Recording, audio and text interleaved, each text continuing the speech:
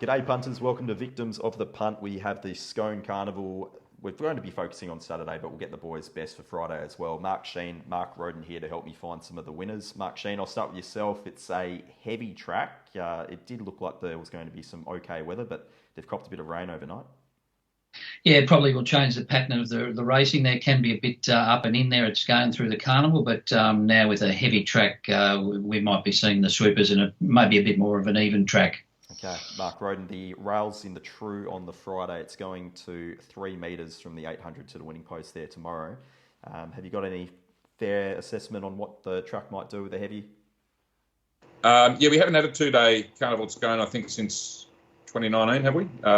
And yeah, just with the wear and tear on the second day, I expect them to be getting off fence. Look, if this was in the 5 range, I would have thought the inside would have been okay today on the Friday, and maybe just starting to go by tomorrow. But yeah, with a wetter track, I think off fence might be a bit better, but I'm not going to be held to that until we see some evidence. Okay, so it'll be a bit of a watch and act affair there on the Saturday. Just before we get started, any best bets there on the Friday, Mark Shean? I thought Baltic Coast looked a promising horse. Won on debut in Australia and then trialled really well since, so I thought it'd be hard to beat. Okay, Mark Rhoden? My best was race 3, number 1, Baltic Coast as well. Sorry. Sorry? I hope you're a good judge. Yeah, let's hope so. I have saved on your temptation in the same race at double figure odds. Won well on the heavy at Newcastle last start. We're both around the African Daisy, who had a very soft win in a small field at odds last start. All right, so hopefully I do my job correctly and I can get this up in time for the race.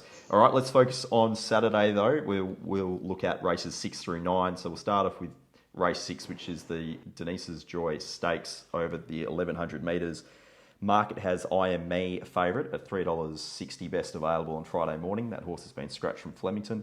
Zapateo is $8.50 with a very fine red at 9, double figures for the rest of them there. Mark Shean, do you have an opinion here of this favourite?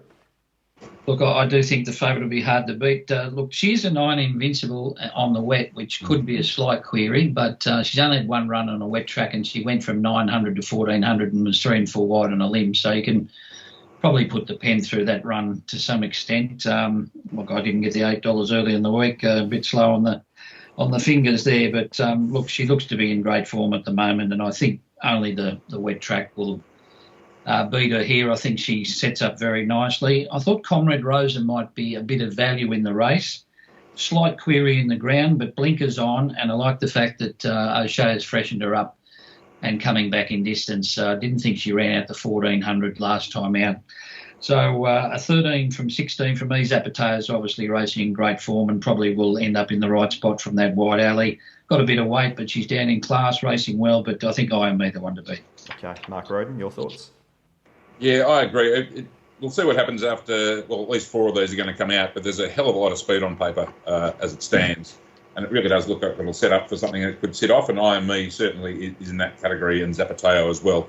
Yeah, it was better odds earlier in the week, 350.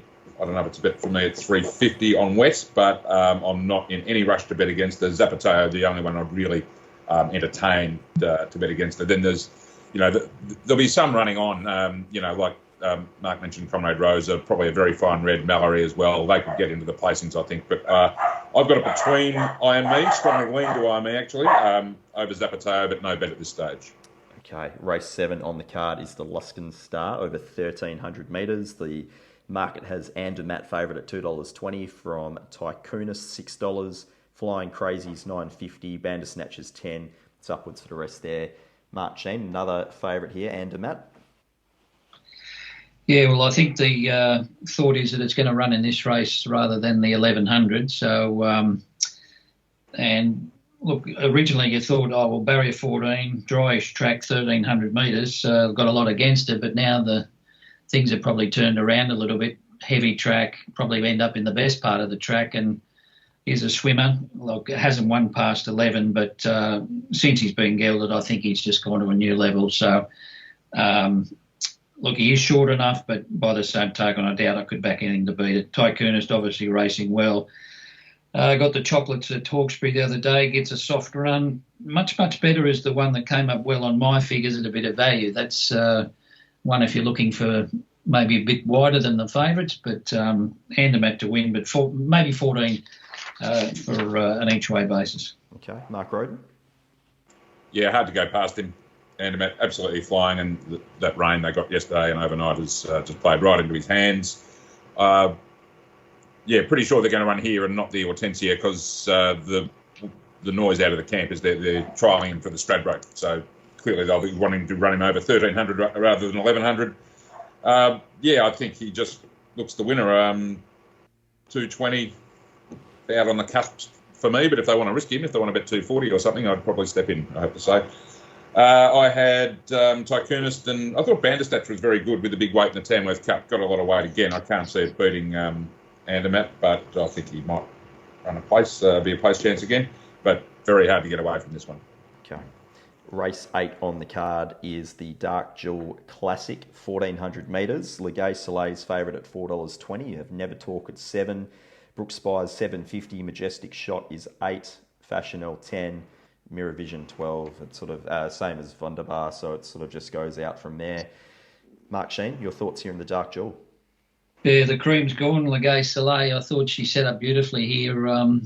2 trials have been outstanding, so very similar to before she won at Randwick first up, and he's kept her fresh to go bang here. Loves the wet, and we're thinking Troopers will probably be suited, so it does look hard to beat, but you'll just have to watch the pattern of the day, I'd say, if you want to be buttering up around the 450 mark. Look, I think Never Talk was pretty luckless there at Hawkesbury. They just walked in that race and she didn't have much luck in the straight. So originally I thought Fashionelle would be the one to beat in this race, but I'm just a little bit worried about the downgrade of the track here. She was placed at Hawkesbury and did have things in her favour the way the race was run, but I'm not sure that she is a great wet tracker as such, but and she went to pieces in the yard. She was an absolute mess. So I think she can still run a cheeky race here, but I wouldn't want the track to get any worse than what it is now. Okay, Mark Rhoden, what are you thinking? Well, I think I'm going to have something on Brookspire. If she hadn't run at Hawkesbury, she'd be a lot shorter than 750. I can see why people would be getting sick of her, but I'm going to give her one more chance. But I'm certainly not going to lose. If I go that way, I'm not going to lose on Legay Soleil. It's the same setup as before that Randwick win, just really eye-catching trials and fresh and 1,400. So, yeah. I think I might just level stake him, back Brookspire for the bigger win, but no way I want to lose in Legay Soleil. And I thought Never Talk was the other chance in the race, but I had it closer to the market price than the other two. So I expect one of those three to win. If the real Brookspire stands up, she can win this for sure. And at 750, I've got to be on it. But as I said, I'm not letting Legay Soleil get under my guard at all. What did you think of that run, Hawkesbury? Was just the Hawkesbury track, maybe, Mark? Or yeah, the way the track played pretty even on the day, didn't it? And I thought it was in the right spot to, unleash something down the straight. I thought she looked the winner down the side, and she was playing. There's no getting away from that. But maybe the big open spaces of Scone will suit her better. That's what I'm pinning my hopes on. Yeah, it was a head scratcher, wasn't she? She was off the map in the 240, I think. Yeah, we were all on her, I think, weren't we? And it, as I said, looked the winner in the run and just went for about 2 strides when asked. Yep, I think I'll be following you both in there, backing both for a result, just for mental health reasons. Race 9 is the Ortensia. Look, Andermatt is still in the field or in the market, so the $2.25 or so, there will be deductions. Malkovich is currently sitting at $8 with Roe Heron. 11.11's around 10. The market almost feels a little bit irrelevant without knowing what the final field's going to look like, but that is what it is at the moment. Mark Shean, your thoughts? Yeah, look, I found this a very tough race. I've gone a little bit wide. I've gone for Lord Olympus, who ran in the race at Gosford last week and was totally luckless. Look, he wouldn't have won, but he should have finished a lot closer. And, I just a process of elimination here. It looks to be a fast-run race, might get a good run. So I'm going to spec him at a bit of odds. I thought Surreal Step was a little bit over-patient there at Hawkesbury the other day. Probably should have finished a little bit closer. I thought he'd had some hope, and Most Ground had some hope as well. I think it's a tough race. I'd be betting against the favourites, looking for a bit of value for me. Okay. Mark Rhoden? Yeah, look, if you assume Andermatt's out, it's very even. I've got quite a bunch of them together. Don't really want to recommend anything, but depending on how wet the track is, it's a fine day forecast tomorrow, so maybe it's not going to be too bad. Number 14, the Bopper, fresh. I wanted to give a chance to. He failed. It was pretty disappointing on a very wet track at Randwick back in March, the race Gravina won. So if it was that wet, I wouldn't be with him. But he's okay in the soft range. So if it was no worse than 8 or even improving, I could give him some sort of chance if he was decent odds. He's $18 with Andermatt in the field. So if he's around double figure odds, maybe a small bet on him, but not desperate to be involved. I had 11 second pick, who I think Scone will just suit ideally. And if they're swooping, despite the 61 kilos, he might get over the top of them. Don't like Milkovic.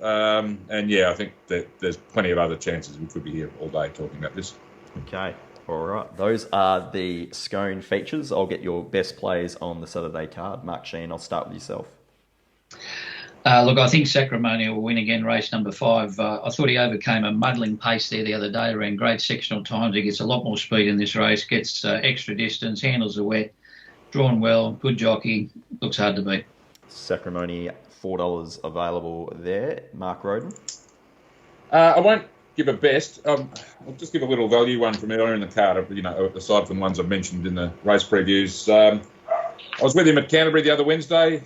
He went up good odds and was backed in and walked in, and he's gone up double figure odds again. Dr. Evil, he needs the wet. There's no doubt about that. But at this stage he's got it again. So I do think Love the Invasion deserves to be favourite, but I think they're way too far apart in price at the moment, and I'll be having a small bet on Dr. Evil at double figure odds in race number 2.